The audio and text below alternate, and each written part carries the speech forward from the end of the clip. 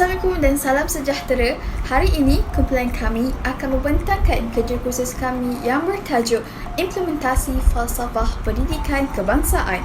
Sebelum itu, saya, Khalidah Natasha binti Abdul Khalid, akan memperkenalkan ahli kumpulan saya yang terdiri daripada Nurul Akilah binti Daud, Muhammad Nabihain bin Rusmi dan Muhammad Muazzam bin Muhammad Yasin.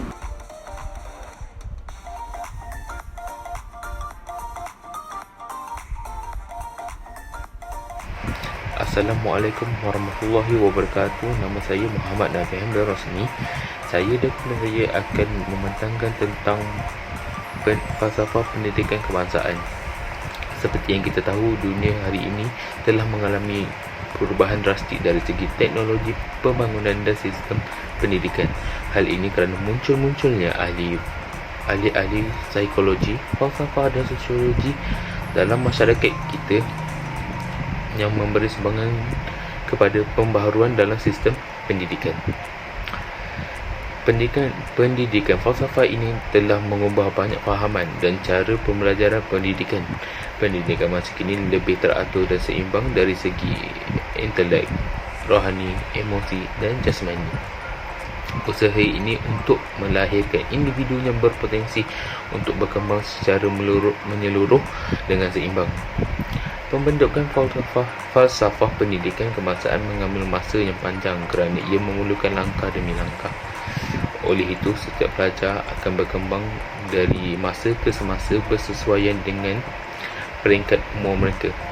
Kita dapat lihat bahawa kehidupan manusia kini lebih teratur dan sistematik.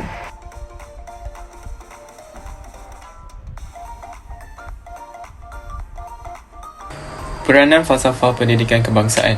Yang pertama, kepimpinan merupakan aspek yang pertama untuk diambil perhatian kerana pengetua atau guru besar memainkan peranan yang penting dalam institusi pelajaran. Bagi merealisasikan hasrat falsafah pendidikan kebangsaan, guru besar haruslah berfikir secara kreatif untuk memastikan aspek-aspek seperti budaya sekolah, aktiviti kurikulum dan sebagainya diberi penekanan agar dapat mengatasi masalah yang akan dihadapi.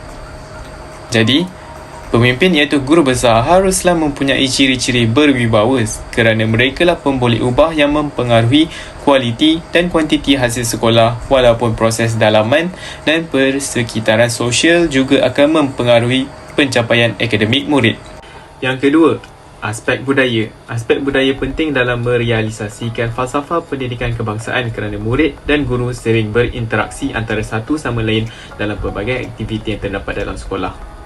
Aspek-aspek utama yang harus ditekankan dalam budaya sekolah ialah fizikal, sosial, perkembangan intelek dan penggunaan bahasa. Aspek fizikal seperti kebersihan dan keselamatan sekolah. Aspek sosial pula adalah berkaitan dengan kesejahteraan di antara anggota sekolah seperti hormat menghormati. Seterusnya, aspek perkembangan intelek iaitu keazaman murid untuk menerima dan mengetahui sesuatu sama ada di dalam atau di luar kelas. Akhir sekali, aspek penggunaan bahasa. Penggunaan bahasa haruslah ditingkatkan melalui banyak kaedah seperti mengadakan pertandingan pidato dan perbahasan bagi melahirkan modal insan yang mampu bersaing di peringkat antarabangsa sejajar dengan matlamat falsafah pendidikan kebangsaan sebagai galakan penggunaan bahasa di kalangan pelajar. Yang ketiga, aspek kurikulum. Untuk merealisasikan falsafah pendidikan kebangsaan, gerak kerja kurikulum haruslah diimplikasikan secara berkesan. Matlamat yang ingin dicapai melalui gerak kerja kurikulum merangkumi aspek pendidikan, pelajaran dan sosialisasi. Aspek pendidikan adalah berlandaskan untuk membina sahsiah yang seimbang di kalangan murid seperti memupuk nilai-nilai murni dan meningkatkan kemahiran murid. Aspek pembelajaran pula, kegiatan kurikulum adalah bertujuan untuk menghasilkan suasana yang lebih seronok untuk murid berinteraksi dan belajar antara satu sama lain dari belajar di dalam kelas. Dan akhir sekali, dari segi aspek sosialisasi, murid akan mempunyai sifat kekitaan serta tanggungjawab berkhidmat untuk masyarakat. Yang keempat, aspek guru. Guru bertanggungjawab mengembangkan potensi murid untuk melahirkan insan yang seimbang dari segi intelek, rohani, emosi dan jasmani. Guru adalah orang yang mendatangkan suatu pembaruan dengan pengenalan KBSR dan KBSM di negara kita. Kejayaan pengajaran dan pembelajaran yang disampaikan oleh seorang guru boleh diukur dengan menjalankan berbagai ujian. Secara tuntasnya, amanah yang diberikan kepada guru amatlah besar kerana mereka bertanggungjawab untuk melahirkan insan yang berilmu serta bersahsiah baik untuk merealisasikan matlamat kenegaraan yang akan menentukan masa hadapan negara kita. Yang kelima, aspek disiplin. Aspek terakhir ialah disiplin. Masalah disiplin kian membimbangkan pada masa kini. Hal ini dikatakan demikian kerana masalah disiplin di kalangan pelajar sering diambil ringan. Kerjasama dari warga sekolah, masyarakat sekitar dan juga ibu bapa haruslah diberi perhatian untuk memantau disiplin murid. Masalah disiplin yang tidak dibendung akan mengganggu tumpuan banyak pihak sewaktu sesi pembelajaran. Konklusinya, masalah disiplin haruslah ditangani sebaik dan seawal yang mungkin dalam membentuk imej dan keyakinan diri murid ke arah kecemerlangan selaras dengan hasrat negara yang menekankan pembentukan modal insan yang cemerlang, gemilang dan terbilang.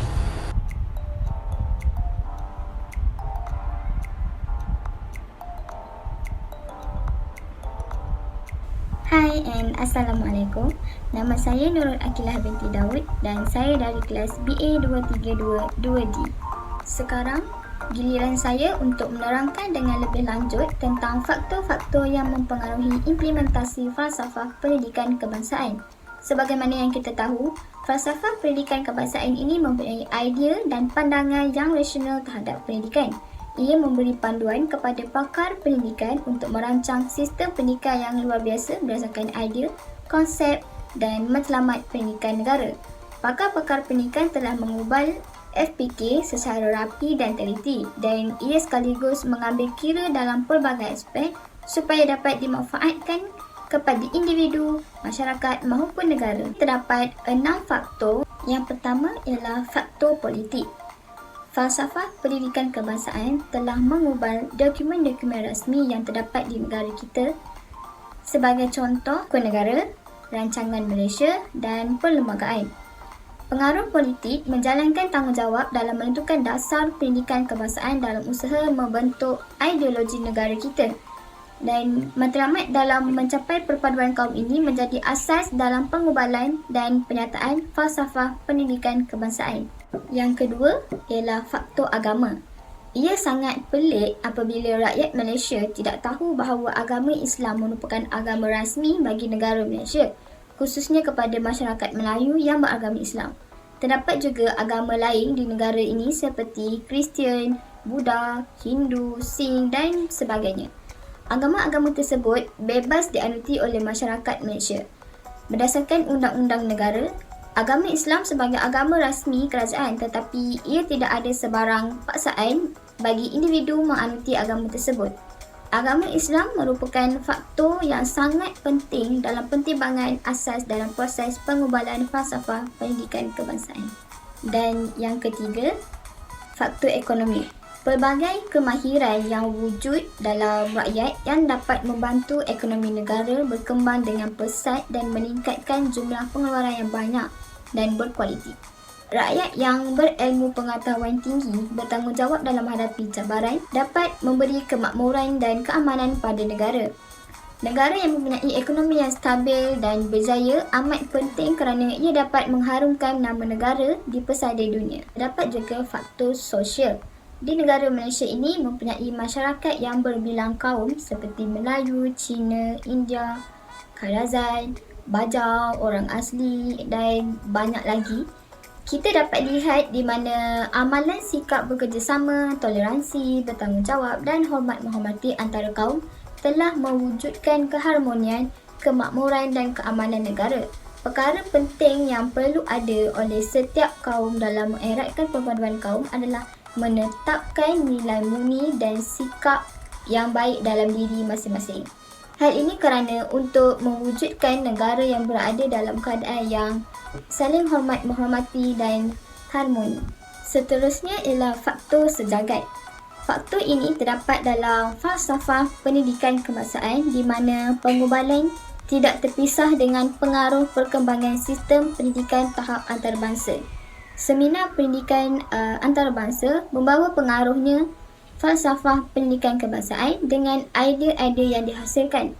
Sebagai contoh, UNESCO telah merancang pendidikan seumur hidup pada tahun 1980-an untuk dimanifestasikan dalam penyataan di mana pendidikan Malaysia berusaha untuk mencerminkan konsep pendidikan seumur hidup. Aspek ini dapat melahirkan warga negara yang bertaraf antarabangsa dengan negara lain. Akhir sekali ialah faktor individu. Dalam falsafah pendidikan kebangsaan, aspek-aspek seperti intelek, emosi, rohani dan jasmani adalah sangat penting bagi setiap individu. Ianya di mana aspek-aspek tersebut perlu diserapkan dalam diri berdasarkan kemampuan diri seseorang. Jika semua aspek-aspek tersebut dapat diserapkan dengan baik dan berterusan, ia akan mewujudkan seseorang individu yang harmoni dan seimbang. Individu seperti berikut terdapat dalam penyataan utama falsafah pendidikan kebangsaan dan mereka sering mengamalkan sikap yang selalu bersyukur dan berani menghadapi apa jua cabaran dalam hidup mereka. Jadi itu saja daripada saya. Sekarang saya serahkan kepada kawan saya. Silakan. Seterusnya, saya akan membentangkan mengenai elemen-elemen falsafah pendidikan kebangsaan, implikasi pendidikan suatu usaha berterusan. Yang pertama mengenai unsur rohani. Pertama sekali, mengikut Kamus Dewan edisi keempat, rohani bermaksud batin yang berkaitan dengan roh, rohaniah ataupun berkaitan jiwa. Manakala aspek rohani dilihat lebih kepada amalan keagamaan seperti kepercayaan dan kepatuhan kepada Tuhan ataupun Allah SWT. Melalui pendidikan, agama juga semangat sayang kepada Tuhan dan orang sekeliling dapat diterapkan dalam diri seseorang, lebih-lebih lagi dari seseorang pelajar. Pendidikan, di samping itu, kesan positif yang diperoleh dari pelajar asal daripada sifat kerohanian yang dipamerkan oleh guru ialah seorang guru dapat melahirkan pelajar yang dapat membezakan antara sesuatu sumber itu atau perkara yang baik ataupun harus dijauhkan. Selain itu, setiap pelajar yang berpegang teguh dengan keagamaannya dapat mengamalkan ajaran yang baik sepenuhnya akan dipermudahkan segala urusannya dalam berfalsafah. Oleh itu, pelajar menunjukkan akhlak mulia dan mengamalkan nilai-nilai murni dalam kehidupan mereka, lalu menunjukkan kesan yang positif dalam akademik mereka. Unsur intelek pula, pendidikan memainkan peranan utama dalam memperkembangkan potensi setiap pelajar. Setiap potensi yang terdapat dalam diri mereka dapat berkembang ke tahap cemerlang jika diberikan peluang secukupnya. Bagi unsur intelek, ianya memberi penekanan dan penumpuan dari segi kemahiran asas yang dikenali sebagai 3M, iaitu membaca, menulis dan mengira. Intelek bagi sudut warga pendidik pula amat bertanggungjawab dalam menyampaikan ilmu pengetahuan kepada pelajar. Dalam masa yang sama, jika guru tidak menunjukkan sifat-sifat intelek kepada pelajar, ianya akan menyebabkan pelajar mungkin menerima ilmu yang terpesong dari pembelajaran yang sebenar. Pemikiran yang lebih luas mungkin tidak berubah dan sentiasa di tahap yang sama kerana pelajar mula malas berfikir di luar kotak dalam menyelesaikan masalah mereka. Jadinya, sebagai seorang guru ataupun bakal guru, mereka hendaklah mencari satu solusi untuk meningkatkan pengetahuan intelek sebagai seorang guru yang profesional dalam meningkatkan ilmu pengetahuan dan kemahiran dalam bidang ICT juga bagi memastikan proses pembelajaran lebih menarik dan berkesan dalam menarik minat pelajar untuk belajar bersungguh-sungguh. Setiap warga pendidik perlu membuat persiapan terlebih dahulu seperti rajin membaca buku untuk menambahkan ilmu pengetahuan dalam proses pembelajaran agar lebih yakin dalam menyampaikan ilmu yang hendak dicurahkan. Selain itu, menghadiri kursus dalam pemantapan pengajaran bagi mendapat idea-idea yang menarik dan bernas yang bersesuaian di masa kini.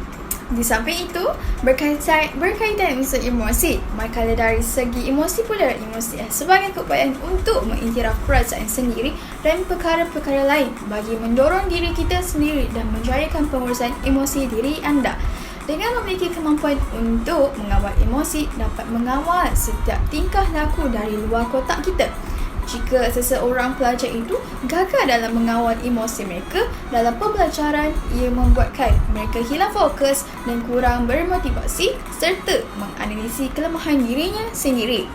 Seterusnya, apabila pelajar memiliki kecerdasan emosi yang tinggi, dia akan mampu untuk mengasihkan masalah peribadi yang dihadapinya dengan pelajaran. Lagi, guru yang sentiasa bersabar akan dapat menjalinkan hubungan yang erat dengan semua pelajarnya. Iaitu, jika warga pendidikan menunjukkan sikap yang positif, ia akan dapat menggalakkan pelajar untuk mengikuti sifat yang baik tanpa dipengaruhi oleh unsur-unsur kerisauan. Antara implementasi yang dapat kita terapkan dalam menangani masalah emosi warga pendidik dan juga emosi pelajar ialah dengan cara bertemu dan berbincang mengenai masalah yang dihadapi atau mereka memberi perhatian yang lebih kepada pelajar yang bermasalah. Seterusnya, kita akan sambung dengan apakah itu unsur jasmani. Elemen jasmani merupakan elemen yang berkaitan dengan kesihatan fizikal seseorang individu. Ia merupakan antara elemen yang penting dalam falsafah pendidikan kebangsaan kerana elemen ini mampu mengembangkan bakat dan kemahiran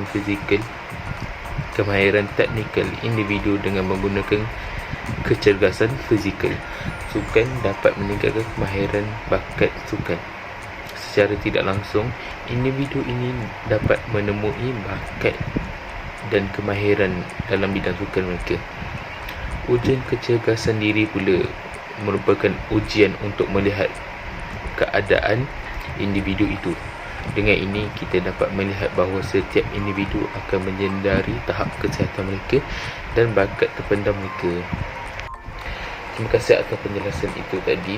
Dengan ini, saya ingin membuat kesimpulan bahawa falsafah pendidikan kebangsaan merupakan sistem pendidikan yang memerlukan fokus yang tinggi dalam mendidik seseorang. Hal ini kerana falsafah pendidikan kebangsaan juga mampu mengembangkan potensi yang ada dalam diri seseorang. Falsafah pendidikan kebangsaan dapat dibentuk melalui berbagai faktor. Dengan kesemua faktor itu, falsafah pendidikan kebangsaan dapat dilaksanakan dengan jayanya. Ia juga melatih seseorang itu mempunyai sikap berdisiplin dan kepimpinan tinggi.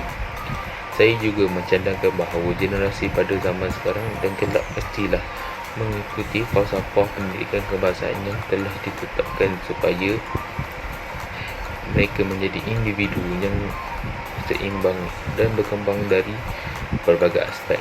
Manusia mestilah berkembang untuk menjadikan negara mereka maju dan berjaya. Falsafah pendidikan kebangsaan memainkan peranan yang penting dalam kemajuan negara dan individu itu sendiri. Sekian, terima kasih.